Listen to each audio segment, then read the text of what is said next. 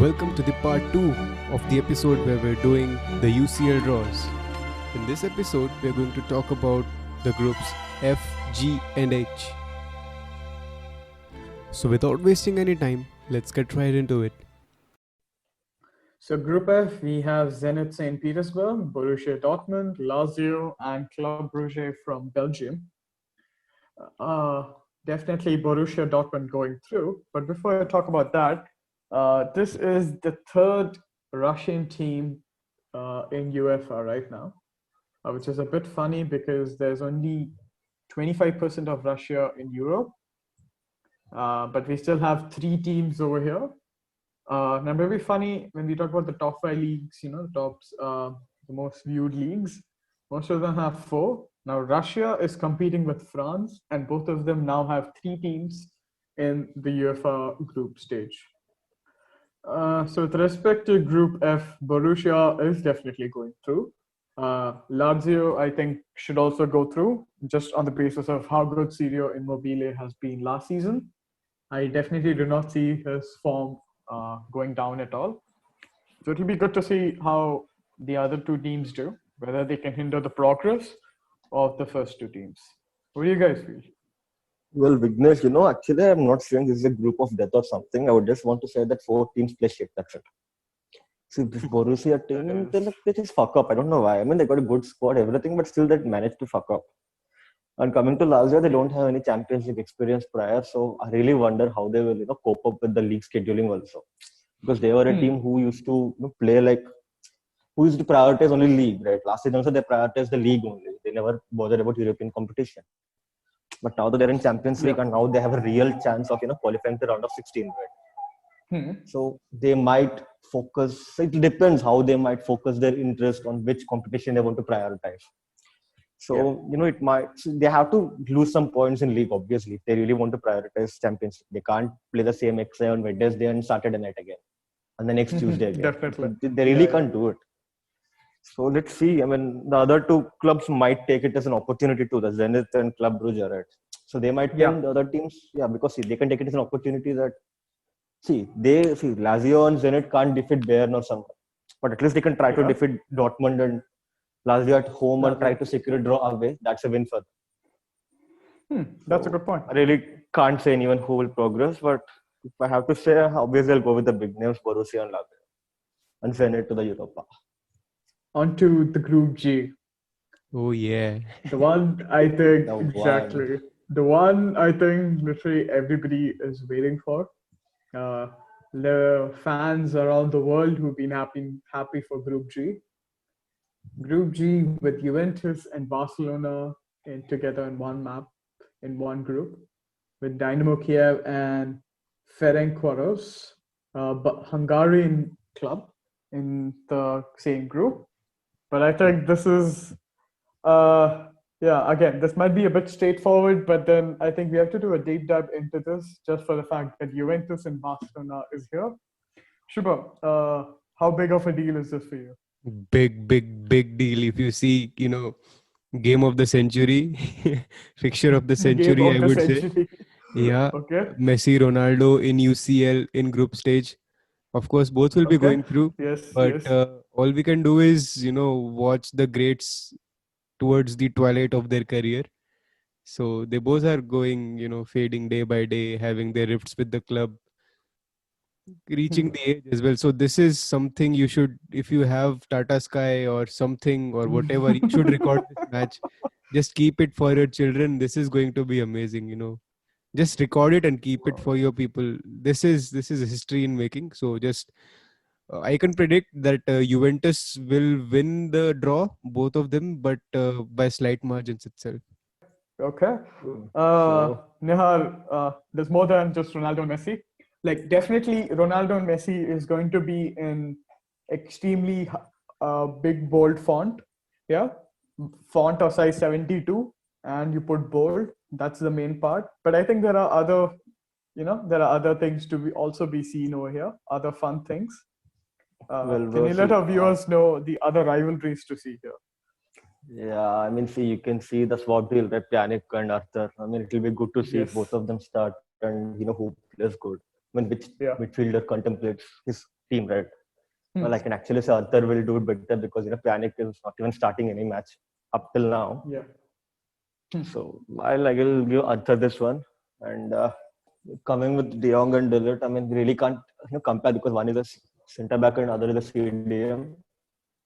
Well, actually, both of them put in good performances every week in and out. I mean, we really can't say that they played spectacularly because obviously a defender won't get to save literally 2-3 goals per match, right? So if he kept a clean sheet, it's a good game for him. And coming to De Jong, obviously, he's a CDM man. I mean, CDM at Barca, obviously, you won't get recognition at all. See Busquets, underrated as fuck. So I really can't compare between these two. And coming to this Okay. Messi and Ronaldo, then you should just Yeah. keep this goals, everything aside. Just see them, man. Just see and enjoy. That's it. I mean, see, it's like I think it's the last time they'll be facing each. I mean, unless they Yeah. meet in quarters or finals, semi or finals, I don't think so. Yeah. They'll play against each other again. Maybe next year, but Definitely. we never know again, right? Because we never Yeah. know. So it's like it depends on the draw. So just enjoy. That's it. So if you want me to say who will come out on top, I could say that Ronaldo will. I mean, if I consider it as a two-leg tie, home and away for Juventus and Barca, I would say Ronaldo will score more than Messi. Okay. And I still feel that Barca will top the group, though Juventus managed to secure a draw at Camp Nou and win at Turin. But I still think Barca will top the group at the end. Because that's Okay. what they That do good is. at Champions League. I mean, they suck up at away legs in knockouts, but group stages they perform the best. Okay. That's good to hear then. So what about you, Vignesh? I mean, see, me, Shubham is attached with Ronaldo, and me obviously with No, Barca. So you are I like an think. outsider for this. Yeah. Yeah. No, I think you put it well when you said. I think both of you had like really good points, right? Both of you had the points. Shubham saying, record the match, guys. You have Tata Sky, whatever DTH you have, record the match, keep it for future generations. And that's what even you said, right? Forget the goals, forget everything, just watch them play. And that's what it's going to be, right? Because for me, El Clasico, whenever I used to watch it, I used to see a lot of harsh play. But when those two used to come, the prime players, at their peak, it used to be really, really fun to see. I'm not sure if they're both at their peak right now, but I think they still have the greatest in them. And everybody always says this, right? Ronaldo needs Messi, Messi needs Ronaldo, right? They needed to like get that boost, you know. I mean, they both have this whole partnership, right? As in, they both know that they both are like the best. So this kind of like going to boost them, to give like a good performance. It's not to beat the other guy, it's to give a really, really good performance so that everybody can remember how good it will be. So I think that is something I'll definitely be waiting for, just to see the great performance from both sides, especially from Ronaldo and Messi.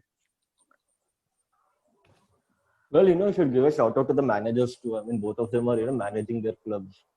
Both are club legends actually. So it's like the first stint with the clubs, right? Yeah, yeah. Well, I Koeman would say there is and less pressure on Koeman exactly because you see how the situation for Barca, they were like a laughing joke, and he came to take over the club. But Pirlo obviously also have a pressure on him because he never had any coaching experience before, right? No, I'm definitely, not yeah, saying yeah. he's bad. I mean, he's actually pretty good until now. But that's like a pressure, right? See, some situations will come up where you have to face as a manager, and Pirlo is not exposed to them at all. He's not taught them, right? That guy only had 10 days Yeah, of yeah. experience as Juventus, under 23 side, I suppose. Yep. So let's see how Koeman will win the dressing room. I guess Koeman's success will mostly depend on how he wins the dressing room, and Pirlo obviously how he tackles the problems he'll encounter later on. Okay, so there's like a So lot of things going on in this one. yeah, so coming to the group of death boys, SG, I somehow RB see you Leipzig, guys laughing. I'm laughing just for the and fact that I see Manchester you guys laughing right United. now. Yeah, I mean we got a reason, right? Yeah, just for the listeners over here, we are recording this at the night of 4th October 2020. If you want to know why we are laughing, you can just see what happened to Manchester United on this day.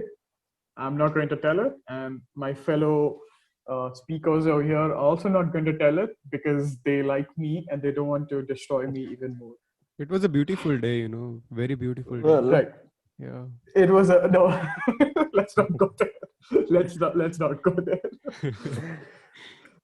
My straight two choices are PSG and Leipzig, no doubt, because Leipzig are actually on top of Bundesliga and PSG won 4 in a row after the first two defeats. Yeah, And United are 16th or PSG 17th, definitely. God knows. Yeah, And yeah, I mean, uh, you can throw in a yeah, surprise factor for United there. yeah. So yeah, definitely. I would see PSG going through because I would say if PSG do not go through, I see Neymar just like quitting football. Just for the fact that if PSG don't go through, it means Manchester United went through. And just for the current form right now, if Neymar just looks at that and he's like, okay, we went through, we did not go through, but Manchester United went through. It's like football as such has changed for him. It's really funny actually. But on my side, I kind of okay. It might be biasing, but I see United doing something weird with both the teams when it with its draws against Leipzig and with respect to PSG. I'm not saying they're going to win, but it's definitely they'll somehow make it close. I do see maybe a draw or somehow a win, at least in one leg.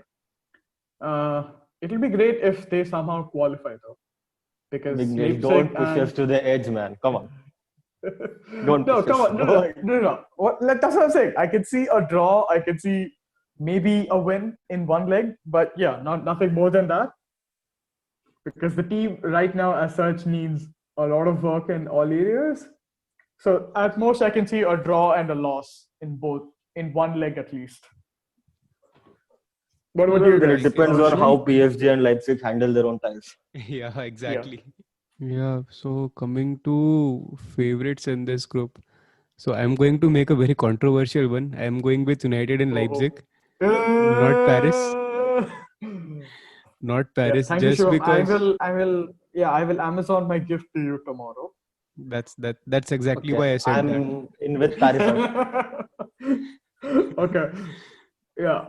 Shubham, so what's the reason? Reason being, if you see in Paris's defense, so Yeah. there are quite a bit loopholes over there. You can't see a strong defense in Paris. Yeah. The Plus, Thiago is left. there is no proper leader in that team which is going to lead them. Point Hmm. number three will be the attacking force that they have. They have Mbappe, and no one does. They have Mbappe, they have Neymar, but we have seen in the one-legged matches that they were ineffective against good defenses. But Man Yeah. United is not a good defense. But if still they somehow, still if they could somehow pull off a miracle at Paris, this is going Yeah. to be good. Yeah, if they pull off a miracle, it is going to be good. I really am hoping for a miracle because I don't want to see Paris. Okay. No, I would say Neha saying this, because PSG did give them a scare. But I'm Nah, kind of PSG surprised, deserves to Shubham, be that out. you don't. Yeah, I'm kind of surprised that you don't want PSG actually. Is there a reason for this? Arrogant team, basically, straightforward. Okay. Arrogant team with good players, but who don't step up according to you know the stage. So if you Yeah, see, depending on how big it is, you're playing in Champions League. Yeah, okay. yeah, Angel Di Maria spitting on people, Neymar accusing people of racism. But I think this is not going to matter. At the end of the day, football on the pitch is going to matter. But I really don't Yeah. like that club. Yeah, I really don't like that club. So I want Okay. United and Leipzig, and United getting knocked out in Uh, round of 16.